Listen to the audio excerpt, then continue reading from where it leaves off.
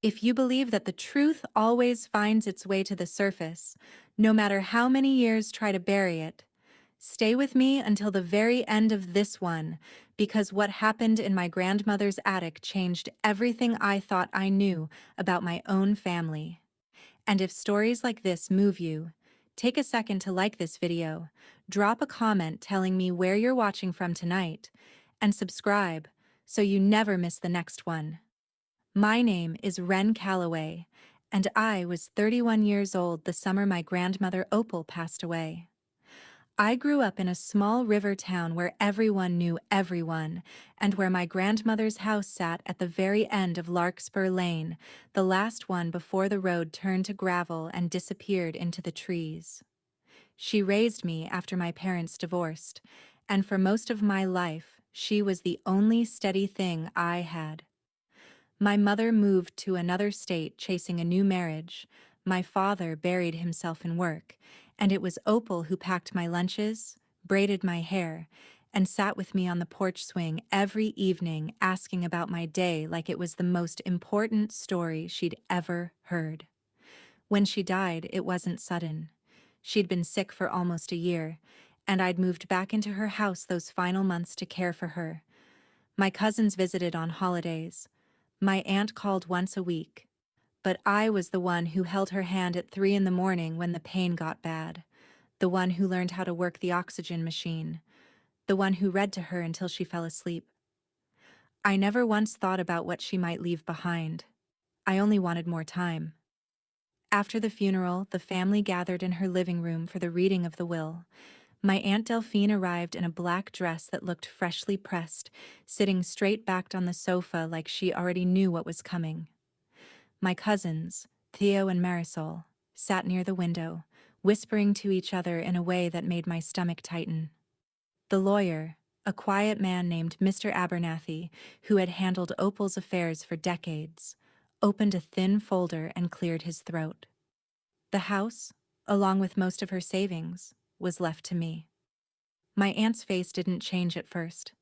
Then, slowly, a small, tight smile appeared, the kind that doesn't reach the eyes.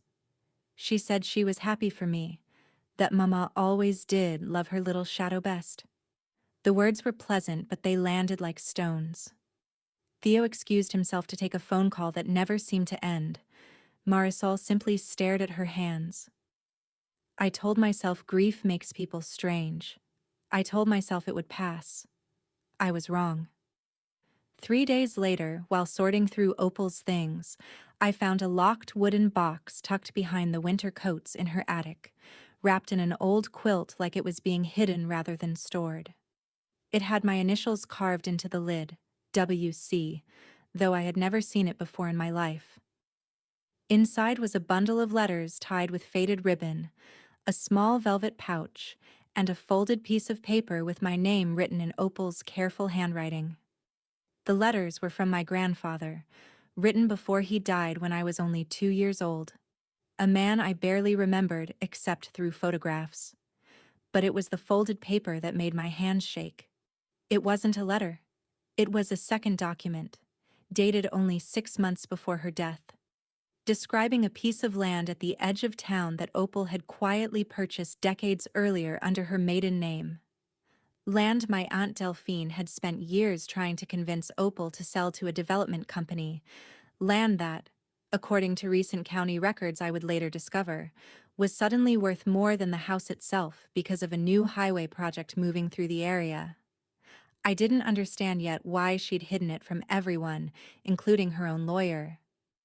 But I understood enough to know that my aunt's sudden warmth toward me in Opal's final years, the surprise visits, the offers to help manage her finances, hadn't been about love at all. The following week, Delphine invited me to lunch, something she hadn't done in years. She spoke gently about family, about how Opal would want us all to stay close, about how difficult it must be for me to manage a house that size alone. Then, almost as an afterthought, she mentioned that she'd found some old paperwork suggesting there might be additional property that hadn't been properly accounted for in the will, and that it would be so much simpler if I just let her handle the legal side of things, for the family's sake. That was the moment I knew for certain. She already knew about the land. She had likely known for a long time, maybe even before Opal did what she did. I didn't confront her that day. I smiled, thanked her for the lunch, and drove straight to Mr. Abernathy's office instead. I laid the folded paper on his desk and asked him plainly whether he'd known about the property. He hadn't, but he recognized the notary's seal at the bottom of the page immediately. It belonged to a small firm 2 towns over, one that, as it turned out, Delphine's husband had once worked for as a young clerk, decades earlier, before he and Delphine had even married. Piece by piece, the picture came together.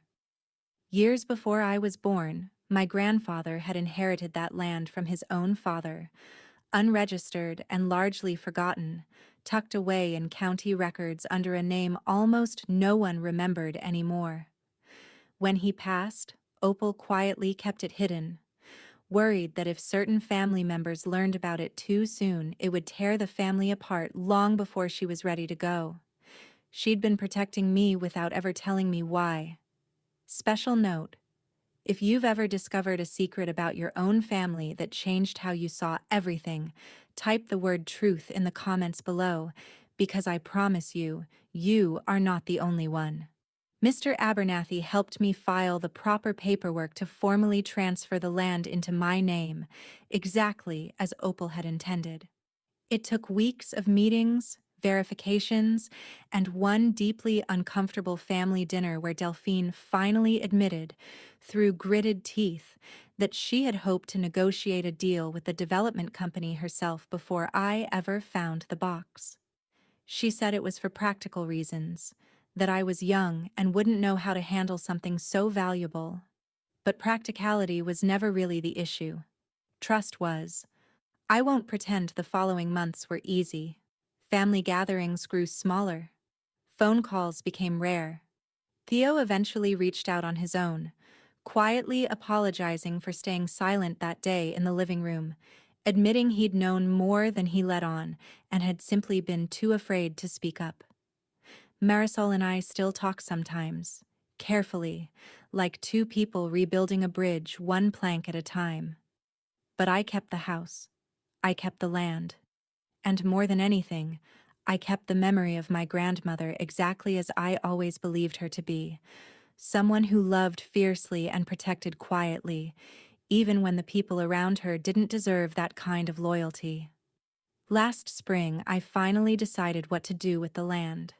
Instead of selling it to developers or letting it sit empty, I turned part of it into a small community garden, open to anyone in town who wanted a plot to grow their own vegetables, with a wooden bench at the center engraved with Opal's name. Neighbors who barely spoke to each other now trade tomatoes and gossip over the fence lines. Children run through the rows during harvest season, the same way I once ran through Opal's backyard as a little girl. Sometimes, in the evenings, I sit on that bench alone and think about how close I came to never finding that box at all. How easily an entire piece of my history could have disappeared into someone else's hands. Grief, I've learned, doesn't just take people from us. Sometimes it reveals exactly who they were, and who everyone around them really is. If this story meant something to you, take a moment to like the video, leave a comment about the family truths that shaped you, and subscribe so you're here for the next story. Because sometimes, the most valuable thing someone leaves behind isn't written in a will at all. It's the quiet, unshakable proof of how much they truly loved you.